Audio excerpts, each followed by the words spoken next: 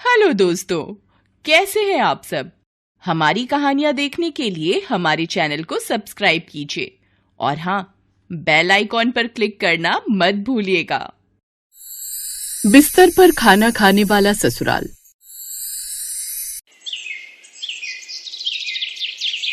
कल्पना kitchen में खाना बना रही थी, तभी उसकी सास कामिनी वहां आती है और कहती है, कल्पना बहू, अगर खाना बन गया हो तो मेरा और तेरे बाबूजी का खाना कमरे में ही पहुंचा देना। हम दोनों टीवी देखते हुए खाना खा लेंगे। जी माँ जी। कल्पना जल्दी जल्दी खाना बनाती है और 2 थालियों में खाना लगाकर सबसे पहले अपने सास ससुर के कमरे में पहुंचा देती है। तभी कल्पना के ससुर धीरज कहते हैं, हाँ बहू, खाना ले आई, बहुत भूख लगी है और आज तो इतनी पुरानी फिल्म आ रही है, मेरा तो छोड़ने का मन ही नहीं कर रहा। उन दोनों को खाना देकर कल्पना किचन में पहुंचती है। तभी कल्पना की ननद शिल्पा आवाज लगाती है, कल्पना भाभी जल्दी से खाना ला दो, मैं प्रोजेक्ट कर रही हूँ, यहीं पर खा लूंगी। हाँ भाभी, मेरा खाना यहीं पलंग पर रख दो, मैं अपना प्रोजेक्ट बनाते बनाते खा लूंगी। कल्पना अपनी ननद का खाना वहीं रख देती है और वापस किचन में आती है। एक प्लेट निकालकर वो अपने देवर नीलेश के कमरे में पहुंचती है। वो अपने बेड पर बैठकर अपना लैपटॉप चला रहा था। कल्पना कहती है, देवर जी, कितनी बार सभी को मना किया है कि बिस्तर पर खाना नहीं खाना चाहिए, कोई मेरी सुनता ही नहीं है। कम से कम आपको तो डाइनिंग टेबल पर खा लेना चाहिए। कल्पना भाभी, इससे कुछ नहीं होता है, वैसे भी मैं अपने ऑफिस का थोड़ा सा काम कर रहा था, इसीलिए मैं यहीं खाना खा लूंगा। कि तभी उसकी बेटी प्रियंका वहां आती है और कहती है, माँ, पिताजी कमरे में खाना मंगवा रहे हैं और मैं भी उनके साथ बिस्तर पर बैठकर लूडो खेल रही हूँ, इसलिए हम दोनों का खाना भी आप कमरे में ही पहुंचा दीजिए। कल्पना अपने पति और बेटी का खाना लेकर अपने कमरे में पहुंचती है और खाना देते हुए अपने पति से कहती है, आप तो कम से कम बिस्तर पर खाना मत खाइए, आप लोगों को देखकर मेरी बेटी भी बिगड़ती जा रही है। लेकिन ब्रिजेश भी कल्पना की बातों पर कोई ध्यान नहीं देता। कल्पना ये बात जानती थी कि बिस्तर पर खाना खाने से दरिद्रता आती है। वो अपने घर वालों को ये बात समझाना भी चाहती थी, लेकिन कोई भी उसकी नहीं सुनता। ऐसे ही समय बीतता है और बीतते समय के साथ कल्पना के देवर नीलेश की शादी अवनी नाम की एक लड़की से तय हो जाती है। धीरे धीरे करके 2 महीने बीत जाते हैं और अवनी की नीलेश के साथ शादी हो जाती है। शादी करके अवनी अपने ससुराल आ जाती है। तभी अगले दिन सुबह उठकर अवनी किचन में रसोई में जाती है। कल्पना उसे देखकर कहती है, आओ अवनी। सॉरी भाभी, मुझे उठने में थोड़ी देर हो गई। कोई बात नहीं अवनी, मैंने खाना बना लिया है, मैं थाली लगा देती हूँ और तुम सबके कमरे में खाना दे आओ। सबके कमरे में? वो क्यों भाभी, यहाँ सभी लोग डाइनिंग टेबल पर नहीं खाते क्या? नहीं, यहाँ पर सभी को अपने अपने कमरे पर अपने अपने बिस्तर पर खाना खाने की आदत है। लेकिन भाभी, मेरी माँ कहती थी कि बिस्तर पर खाना नहीं खाना चाहिए, बिस्तर पर खाना खाने से दरिद्रता आती है।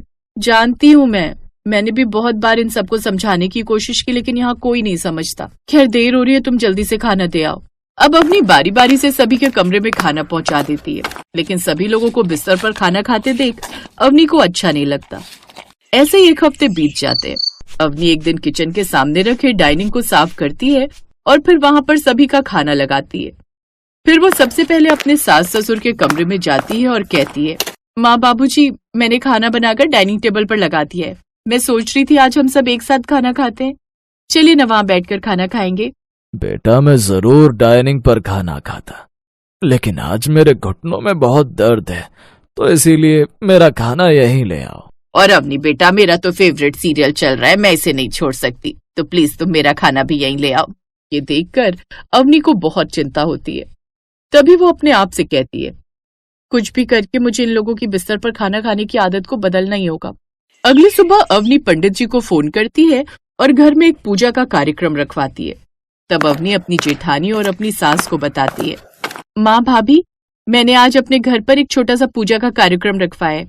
पंडित जी शाम को आएंगे, हम मोहल्ले की कुछ औरतों को बुला लेंगे और पंडित जी पूजा कर देंगे और हम प्रसाद बांट देंगे। इससे सभी तरह के ग्रह टल जाते हैं। मैंने अपनी पहचान के पंडित जी को बोल दिया, वो शाम को आ जाएंगे। अरे बेटा, ये तो तुमने बहुत अच्छा काम किया, वैसे भी घर में कई दिनों से पूजा नहीं हुई। अब शाम को पंडित जी आते हैं। पहले तो पूजा पाठ करते हैं, उसके बाद अवनी पंडित जी को इशारा कर देती है तो पंडित जी सभी लोगों को बिस्तर पर खाना खाने की हानि के बारे में बताते हुए कहते हैं, देवियों, आजकल हमारी जीवनचर्या बदल रही है, जिसके साथ साथ बिस्तर पर खाना खाने का रिवाज बढ़ता जा रहा है। मैं आज आप सबको इस विषय पर जानकारी देना चाहता हूँ कि बिस्तर पर खाना खाने से कैसे लक्ष्मी माता रुष्ट हो जाती हैं और हमारे घर में दरिद्रता आती है। सभी लोग ध्यान से सुन रहे थे और पंडित जी बिस्तर पर खाना खाने से दरिद्रता आने के बारे में सभी को बता रहे थे। सभी के साथ साथ अवनी के परिवार वालों को भी ये महसूस होता है कि वे लोग आज तक बिस्तर पर खाना खाकर गलत कर रहे थे। पंडित जी के जाने के बाद अवनी के ससुर कहते हैं, बेटा अवनी और कल्पना बहू, हमें माफ करना। आज पंडित जी ने जो बातें बताई उन्हें सुनकर मेरी आंखें खुल गईं। ये बात सच है कि हमारे घर में कुछ समय से सुख शांति तो है, पर बरकत नहीं दिखती। ब्रजेश और रोहन के काम में जो मंदी चल रही है, कहीं ये सब हमारे इसी अनाचार का फल तो नहीं? हाँ बहू, धीरज जी सही कह रहे हैं। मुझे याद है मेरी माँ हमेशा कहती थी कि जिस घर में बिस्तर पर भोजन किया जाता है वहाँ दरिद्रता डेरा डाल देती है। लेकिन टीवी और आराम की आदत ने हमें इतना लापरवाह बना दिया कि हमने इस बात को पूरी तरह भुला दिया। अवनी, ये पूजा करवाकर तुमने हम पर बहुत बड़ा उपकार किया है। आप लोग बिल्कुल चिंता मत कीजिए। जरूरी ये नहीं कि हमने अब तक क्या किया, जरूरी ये है कि हम आज से क्या करेंगे। उस रात पूरे घर में एक अभूतपूर्व परिवर्तन आया। अवनी और कल्पना ने मिलकर जल्दी से डाइनिंग टेबल साफ किया और उस पर रात का भोजन लगाया। सबसे पहले धीरज जी और कामनी जी अपने कमरे से बाहर आए और सीधे डाइनिंग टेबल पर पहुंचे। वाह अवनी बेटा, यहाँ बैठकर खाने में तो सचमुच शांति मिलेगी। आज से टीवी बंद, हम सब एकजुट होकर खाना खाएंगे। उनके पीछे पीछे शिल्पा, ब्रिजेश, रोहन और नीलेश भी शर्मिंदा होते हुए पर दृढ़ संकल्प के साथ डाइनिंग टेबल पर बैठ गए। प्रियंका भी खुशी खुशी अपने माता पिता के साथ बैठी। ये पहली बार था कि पूरा परिवार एक साथ डाइनिंग टेबल पर बैठा था। सबने संस्कार पूर्वक भोजन किया। ये नई व्यवस्था घर में स्थायी हो गई। धीरे धीरे घर के माहौल में एक अभूतपूर्व सकारात्मकता और एकजुटता आने लगी। परिवार के सदस्य भोजन करते समय एक दूसरे से दिन भर की बातें साझा करने लगे, जिससे उनके रिश्ते मजबूत हुए। कुछ ही दिनों बाद रोहन को पता चला कि उसका पुराना मालिक उसे सुपरवाइजर के स्थायी पोस्ट के लिए बुला रहा है, जिससे उसकी तनख्वाह दुगनी हो गई। वहीं ब्रिजेश को भी ऑफिस में एक महत्वपूर्ण प्रोजेक्ट मिला, जिसे सफलतापूर्वक पूरा करने पर उसे प्रमोशन और बड़ी बोनस राशि प्राप्त हुई। सेठ जी ने कहा कि मेरे चेहरे पर अब एक अलग तरह का विश्वास और शांति दिखती है। ये सब अवनी की सूझबूझ और लक्ष्मी माँ के आशीर्वाद से हुआ है।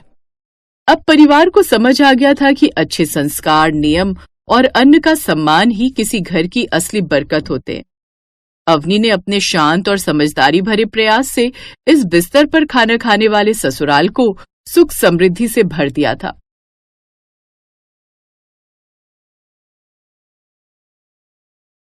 ये कहानी एक ऐसी ही गरीब औरत की है जिसका घर चाहे बहुत छोटा सा था, लेकिन उसका दिल बहुत बड़ा था।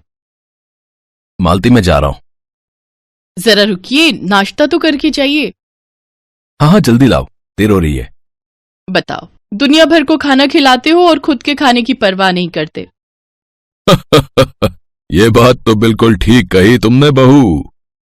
देखिए ना पिताजी, खाने के मामले में ये कितने लापरवाह हैं। मुझे तो लगता है कि दिन भर औरों की थाली लगाते लगाते ये अपनी थाली लगाना तो भूल ही जाते होंगे। अरे बस भी करो तुम, इतना भी लापरवाह नहीं हूं मैं। भाई, मैं भी इंसान हूँ, मुझे भी भूख लगती है। दोपहर में जब भी वक्त मिलता है तो मैं भी अपनी थाली लगा लेता हूँ। राकेश और मालती पति पत्नी थे और श्यामलाल राकेश के पिता थे। बूढ़े श्यामलाल का राकेश और मालती बहुत अच्छे से ख्याल रखते थे। राकेश शहर के एक चौराहे पर कढ़ी चावल का ठेला लगाता था और 30 रुपए प्लेट में सभी को भरपेट कढ़ी चावल खिलाता था। राकेश के हाथों में गजब का स्वाद था और वो बहुत ही मन से कढ़ी चावल बनाता था। इसीलिए हर रोज उसके ठेला शुरू करने से पहले ही लोग उसके ठेले पर आने लगते थे। फिर एक शाम, सुनिए, मुझे आपसे कुछ बात करनी थी। हाँ बोलो ना, क्या बात है? आपके ठेले पर इतने लोग खाने के लिए आते हैं, पर फिर भी हमें कुछ ज्यादा नहीं बचता। मुश्किल से एक प्लेट पर 4 या 5 रुपए ही बच पाते हैं। ऊपर से आप सबको बस 30 रुपए में भरपेट खिलाते हो। अब पता है, मैंने कल बाजार में बिल्कुल अपने जैसा एक ठेला देखा। वो आदमी पूरे 50 रुपए में बेच रहा था कढ़ी चावल, और वो बस एक बार खाने के। तो आपको नहीं लगता कि अब आपको भी अपना रेट बढ़ा देना चाहिए? तुमने वो 50 रुपए वाली कढ़ी चावल खाए थे क्या? ना बाबा ना, भूख तो लगी थी, पर इतने महंगे कढ़ी चावल कौन खाए। बस मिल गया ना तुम्हें तुम्हारी बात का जवाब। वो बिरजू इतने महंगे कढ़ी चावल देता है, जो एक बार उसके पास खा लेता है ना, फिर वो दोबारा उसके पास कभी नहीं जाता। और उनमें से ज्यादातर लोग मेरे पास ही आते हैं, और मैंने तो ये भी सुना है कि वो बिरजू तेल मसाला भी बहुत ही घटिया क्वालिटी का इस्तेमाल करता है। और देखो, हम तो सबसे बढ़िया क्वालिटी का तेल मसाला इस्तेमाल करते हैं भाई। हाँ, तभी तो कह रही हूँ कि कुछ पैसे बढ़ा लीजिए। लोगों को आपके हाथों का स्वाद पसंद है तो कोई दिक्कत नहीं आएगी, लोग आपके पास ही आएंगे खाने के लिए। मालती, मेरी बात समझो, मैं ठेला लगाकर सिर्फ पैसे ही नहीं कमाता हूँ, बल्कि ये तो एक तरह की सेवा है कि लोग कम पैसों में भी मेरे ठेले पर आकर भरपेट खाना खा सकते हैं, समझी? और दूसरा ये कि अभी तो अपनी गाड़ी खींची रही है, जब लगेगा कि पैसे जेब से जाने लगे तो 5-10 रुपए बढ़ा लेंगे, उसमें क्या दिक्कत की बात है बताओ? राकेश की बात सुनकर मालती ने आगे कुछ नहीं कहा, क्योंकि कहीं न कहीं उसे भी राकेश की बात ठीक लगी। और फिर उसने दोबारा ये जिक्र राकेश से नहीं किया। सब कुछ ठीक ही चल रहा था, लेकिन फिर एक दिन अचानक कुछ ऐसा हुआ कि मालती पर मुसीबतों का पहाड़ टूट पड़ा। राकेश को अपने ठेले पर काम करते हुए अचानक ही दिल का दौरा पड़ा और वो वहीं बेहोश होकर जमीन पर गिर पड़ा। जैसे ही ये खबर मालती को लगी तो वो फौरन राकेश को लेकर अस्पताल पहुंची। मालती और श्यामलाल ने अपनी सारी जमा पूंजी राकेश के इलाज पर खर्च कर दी, लेकिन इसके बावजूद राकेश बच नहीं पाया। एक पल में ही सब कुछ बदल गया। अब घर का खर्च चलाने की जिम्मेदारी मालती पर आ गई थी। मालती को खाना बनाने के सिवाय और कोई काम नहीं आता था, और फिर राकेश का ठेला भी था ही, जिसे राकेश की जगह मालती संभालने लगी। और फिर दीदी, आप राकेश भैया की पत्नी हो क्या? हाँ भैया, बताइए क्या हुआ? नहीं, कुछ नहीं। उनके बारे में सुनकर बड़ा दुख हुआ। बहुत ही नेक और दिलदार आदमी थे वो। मैं उनके ठेले पर रोज कड़ी चावल खाता था और महीने के आखिर में आकर उन्हें इकट्ठे पैसे दे दिया करता था। इस बार जब मैं पैसे देने आया तो उनका ठेला कहीं दिखाई नहीं। फिर जब आसपास से उनके बारे में पता किया तब सब कुछ मालूम हुआ। दीदी, ये पिछले महीने के 900 रुपए हैं, आप रख लो इन्हें। हैं? वो आदमी मालती को पैसे देकर चला गया। मालती को बड़ी राहत महसूस हुई, क्योंकि उन पैसों से वो कुछ और दिन दही, चावल, बेसन और बाकी सामान खरीद सकती थी। ऐसे ही कई दिन गुजरे और मालती पूरी तरह से अपने ठेले में ही रम गई।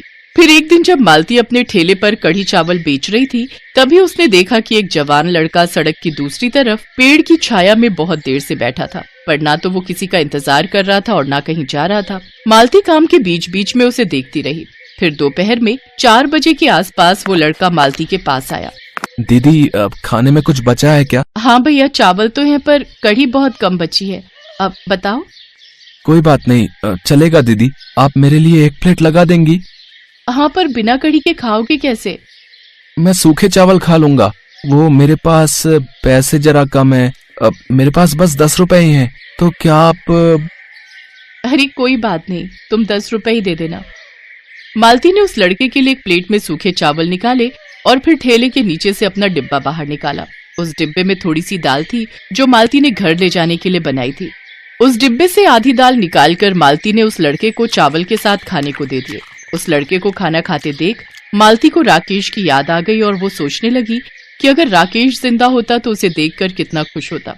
ऐसे ही कई दिन गुजर गए और वो लड़का हर रोज मालती के ठेले पर शाम को आता और सबसे आखिर में जो कुछ भी बच जाता उसे खाकर ही अपना काम चला लेता और बदले में मालती को बस 10 रुपए ही दे पाता। असल में वो लड़का बहुत गरीब घर से था, इसीलिए मालती भी उसे कुछ नहीं कहती थी।